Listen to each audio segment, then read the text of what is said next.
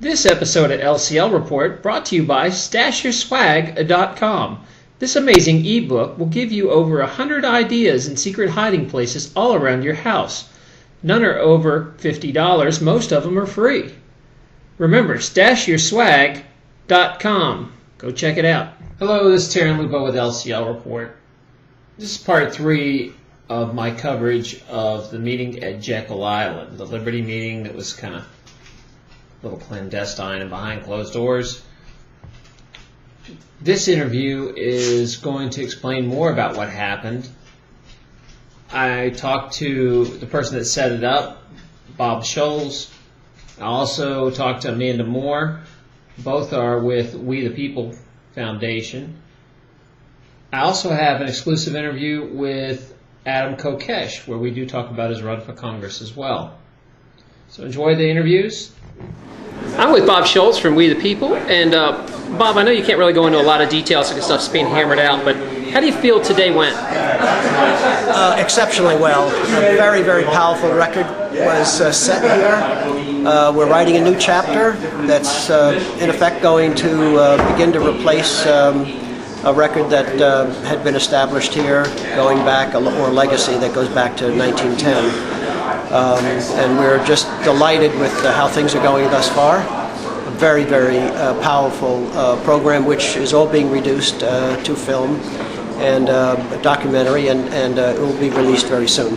Where will people be able to find that if they want to see what's going on? Well, I think they should stay tuned to our website, which is it's www.givemeliberty.org, givemeliberty.org. Thank you so much, Mr. Schulz. This is Amanda Moore with We the People. Yes. Could you give me an idea of what this event is about, just a basic idea?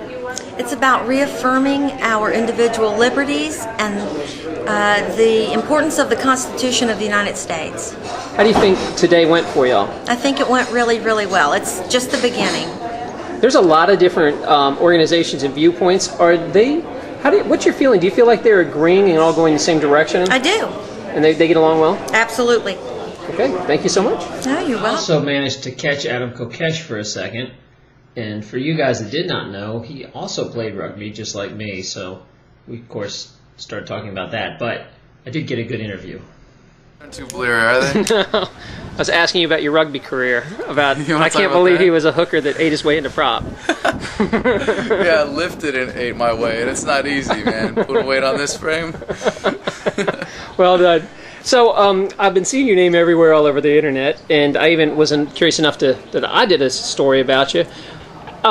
It seems like your campaign's really picking up. Give me an idea what's going on. Oh yeah, it's picking up, and it's incredible. I mean, this whole thing started with the Draft Kokesh effort a couple months ago, and it was really just the last push for me when enough of my friends got together and said, we can actually organize something that would support you running for Congress.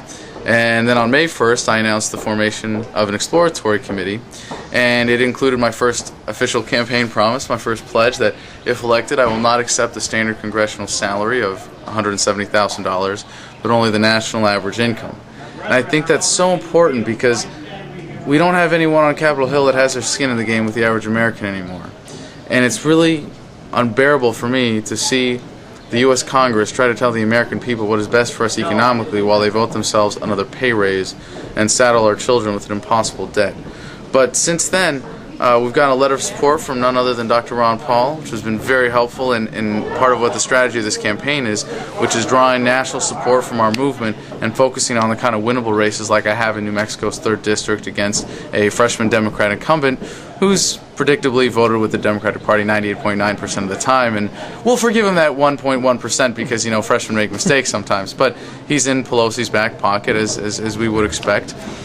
And it's really exciting to feel how much momentum is coming together right now. And when I didn't announce a party for my exploratory committee, because one of the things we're doing with this that's so exciting that for me is part of my broader vision as an activist, nothing that I want to impose, but a vision that I would hope to inspire at least, is that all people in this country who recognize that our government doesn't represent us, that it's too big, too burdensome, not representing our truly benevolent will in our foreign policy, see that unity in the way that Ron Paul did with the 4-point platform that brought together the 4 independent presidential candidates, to say we agree on these core principles, that we see the injustices of our current government system, and we want to come together to do something about it without any litmus test about ideology.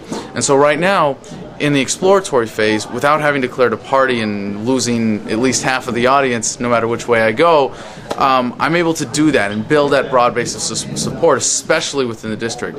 And it's really exciting to see, just from my time as an activist and now running for office, to see all the different types of people that are coming together to support what I want to do, which is take on the great injustices of our current system.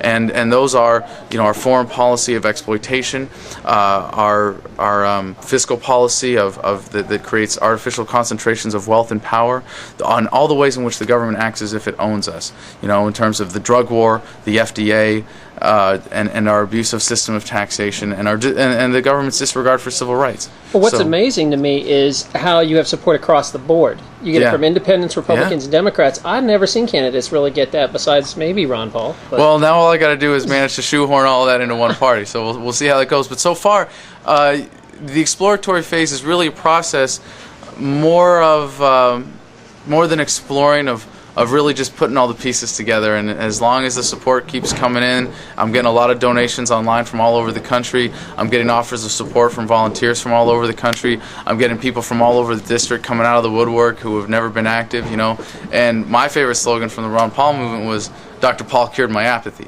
And I love that about, as an activist, being able to pull people out of their bubbles and consider the moral implications of their actions in the world around them, and things that don't affect their daily quality of life, but the world they live in. And already my campaign, excuse me, I guess I should call it my exploratory committee before the FEC jumps all over me, but already to see that happening, at least in a microcosm that hopefully can be expanded upon, it's the most satisfying thing. My take on this whole thing is I'm very excited, actually, that they're trying to get a unified message, that they can pull different areas and different groups together all for one big push. I hadn't seen anything really done like this in a long, long time, and I'm really hoping that it works. So I'll keep my ear to the rail and keep listening to find out what's going to happen. But I'm sure none of this will be quiet much longer. In a couple of days, I'm sure everybody will know everything. And that's my hope. Anyway, this is Taryn Lupo with LCL Report, and always good hunting. LCL Report is looking for advertisers. Do you have a product, service, candidate, or charity that would love to be spotlighted? Look at our numbers. Over 250,000 views this month. Over 700 subscribers this month. Multiple awards on YouTube. Over 500 subscribers to our Facebook group. There's pretty much nothing I won't do for a good story. If you want to know about rates, just email me. So support a business that supports liberty.